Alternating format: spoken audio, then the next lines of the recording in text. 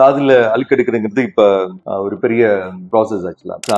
Anand ENT hospital கோயம்புத்தூர்ல இருந்து பேசுறேன். வீடியோ பார்த்துட்டு ஆக்சுவலா கேண்டில் வச்சு காதுல அழுக்கெடுக்கிறது. காது அழுக்கெடுக்கிறதுங்கிறது ஒரு பெரிய ஹேபிட் நிறைய பேருக்கு. டெய்லி காதுல பட்ஸ் போடுவாங்க. நிறைய வீட்டுல குழந்தைங்களோட காதை ஃபாதர் மதரை கிளீன் பண்ணுவாங்க, பின் ஊசி விட்டு கிளீன் பண்ணுவாங்க, அது பண்ணுவாங்க. இப்ப லேட்டஸ்டா இந்த வீடியோல என்ன சொல்றாங்கன்னா, கேண்டில் வச்சு மெழுகுவர்த்தி வச்சு வேக்ஸ் ரிமூவ் பண்றது. யூடியூப் வீடியோஸ் நிறைய வருது, நிறைய வீடியோஸ்லயும் பாக்குறோம். இது ரியலே சேஃபா அப்படின்னா சயின்டிபிக்கலா இஸ் நாட் ப்ரூவன். அப்படி காதுல வேக்ஸ் வச்சு கேண்டில் கொளுத்தி வச்சு வேக்ஸை கிளீன் பண்ண முடியுமான்னு கண்டிப்பா கிடையாது. ஸோ ஹீட் எனர்ஜி வரும்போது அந்த கேண்டில்ல இது சம்டைம் அந்த வேக்ஸ் ஒட்ட சான்ஸ் இருக்கு, மேபி வெளியே வரலாம்.